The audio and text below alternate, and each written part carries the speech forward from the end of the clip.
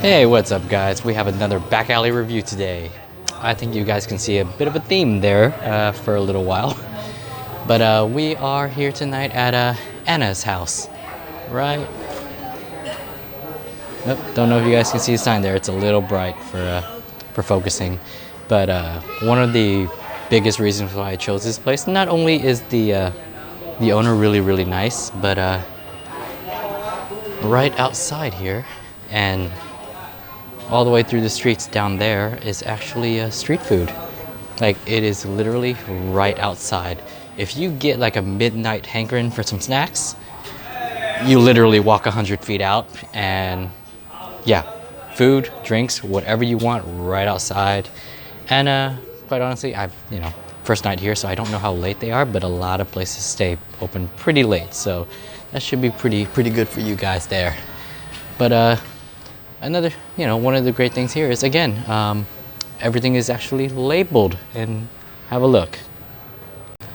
But this is walking down the alley and it's actually lit up.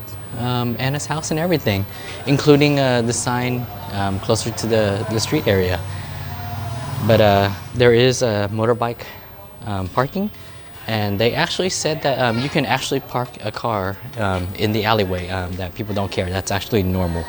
So, not sure if you'd want to, but it's possible. But when you come in here, it's a bit of a steep step up here. So what you could do is just let the owner drive your moped or bike up here. But yeah, our floor is actually in room 200.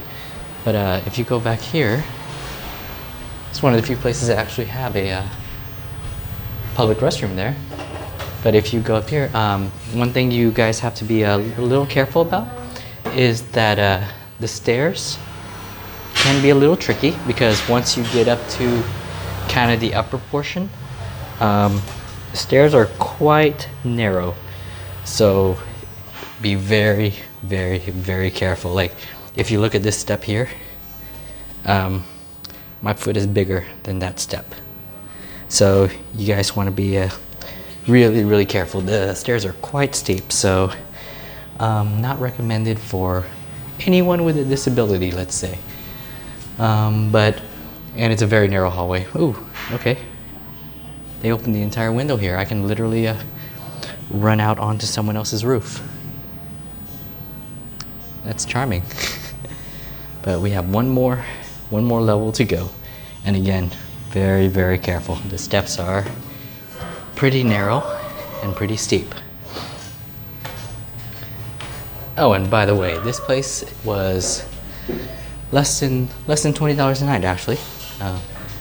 But ours is through this little hallway,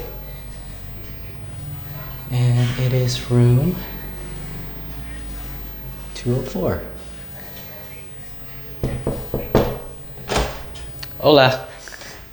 I don't actually have the key with me because it is one of those powered keys, so I didn't want to turn off the lights and electricity and everything in here, so I left the key here.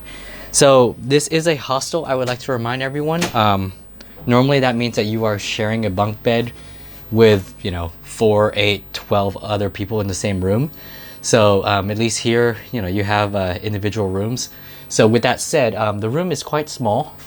If you have a look here, it's you get a bed. Is this bigger than a twin, or is it like a? You're asking me. You know everything. But the bed is fair, normal size actually. But it's not like a queen or anything. But it looks kind of.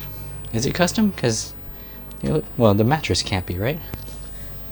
But it is. It feels wider, much wider than a twin. So it might be some weird size that I don't know about. But you get your desk and your plugs. You get a little closet, and this is actually quite common in Vietnam, but this is actually the first place I've been to where it's actually like this, where you have an integrated shower with your bathroom. Like it's just one room. It's actually quite tight, but I actually just took a shower here. It's very doable. It's not bad at all.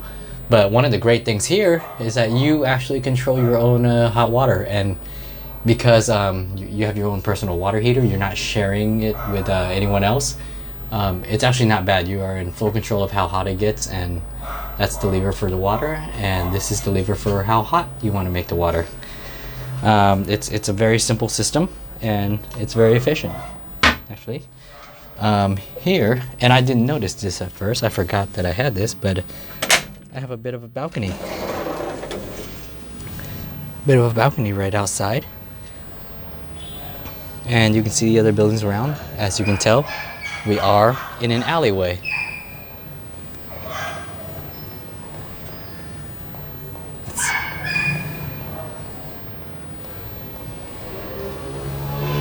Okay.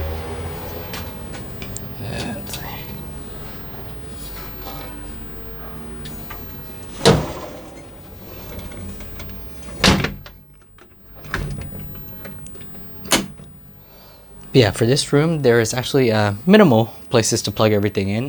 There are two plugs here. They are the, what is this, the EU plug? It's the two circular prongs. And actually, it looks like the American plug works too, but not with the grounding. So if it has the third plug there, then it won't work. You can put the regular two-prong American plugs in there, it seems. But obviously, with that number of plugs, you're also going to need splitters and everything like that. But one day I'm going to make a video on all the equipment and supplies that you would probably want for a trip like this. It's a very basic system, and it is a little messy because I have to carry a lot of stuff. But it's a very basic room, and it's very cheap. It was, what was it? Like $15 a night, something like that. It was extremely cheap.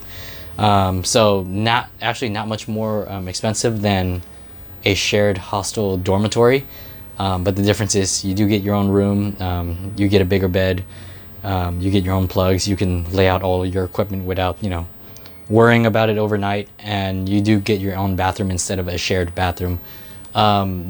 The owner here is actually quite nice, and he helped us get the car in, and actually quite a nice guy, and you can talk to him, ask him about anything in the city, and he'll try his best. His English was okay. You can definitely get by, actually, but yeah, it's gonna take some understanding there.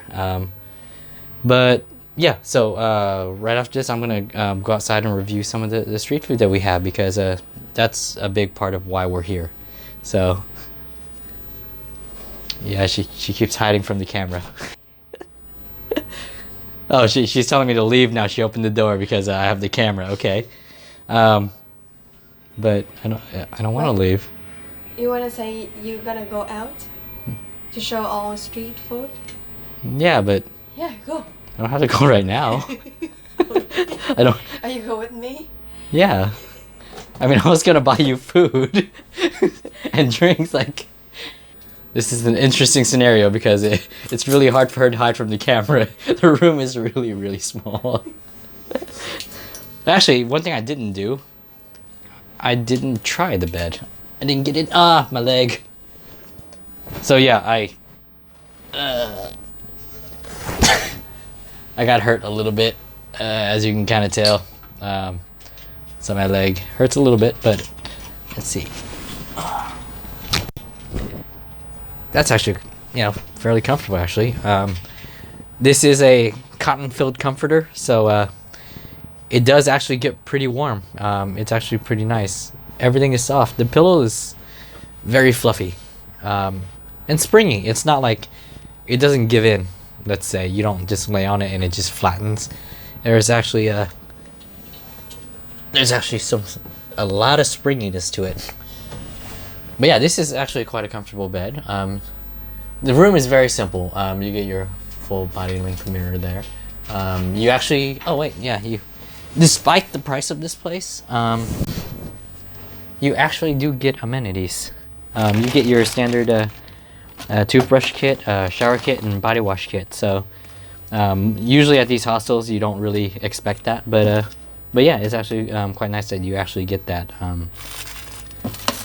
But yeah, I went to a couple that didn't have that kind of stuff, so that's pretty nice actually. But yeah, the only issue with this place overall is, you know, for a lot of people, the stairway might be an issue. You know, for some people it also might be a little small, but apparently Teddy really likes it because he keeps saying that this is perfect for him. The room size is pretty good for him. So, but for, you know, for a lot of people, I guess the main thing here would be the bed length. So if you're pretty tall, that might be an issue. Okay, I am 5'6". My feet are touching the other end of the bed, and there is a good 8 to 10 inches above my head.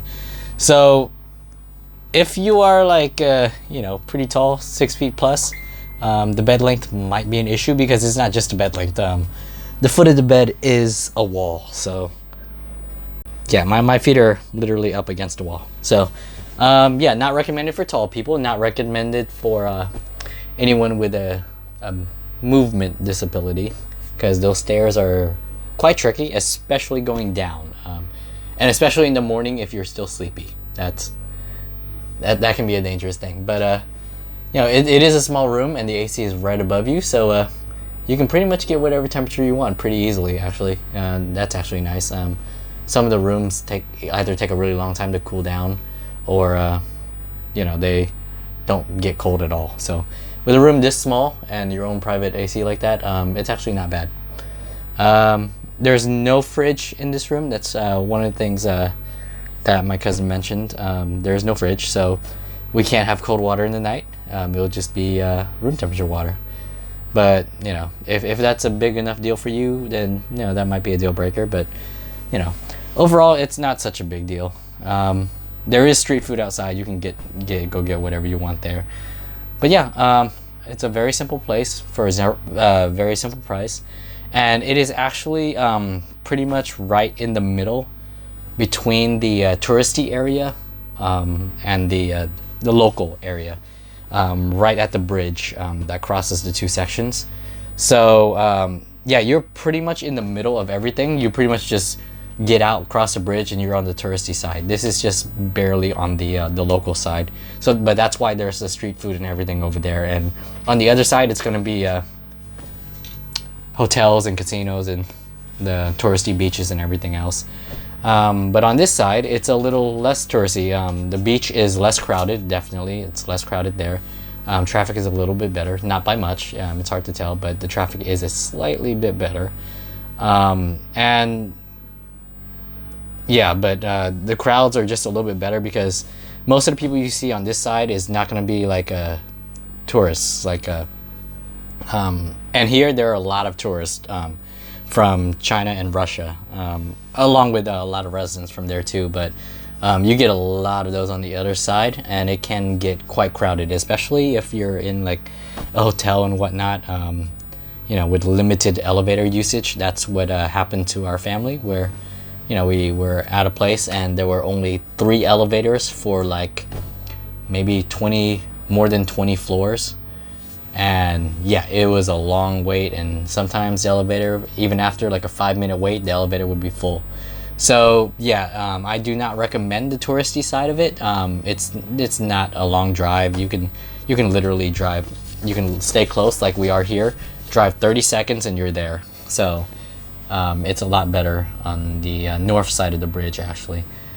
But yeah, location wise, pretty much right on the beach. We're pretty much 1 block away from the beach, very easy walking distance.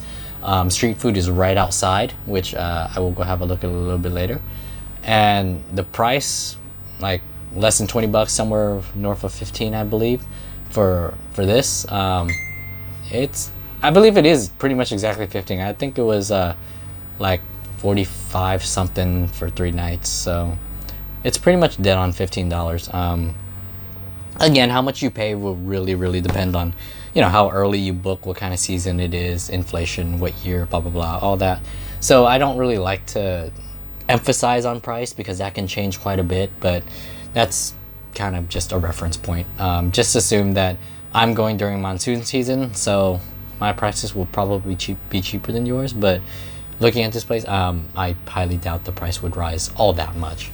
Yeah, you pretty much every room has your standard TV, but I have never mentioned that before because A, you're not coming here to watch TV, and secondly, you probably don't understand the language anyway.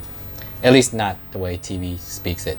You're gonna need someone to speak slower to you probably if you're first learning Vietnamese. So, but yeah, everything works. Everything is nice. It's clean. The bed is comfy. That's actually the main thing because you're here to rest, right? You're not here to eat. You're not here to spend all day out. You're here to go out and about. So, for the money and for the hospitality, it can't be beat. It's hard to beat that. So, this is Anna's house and quite a good value to be honest. And I'll see you guys next time.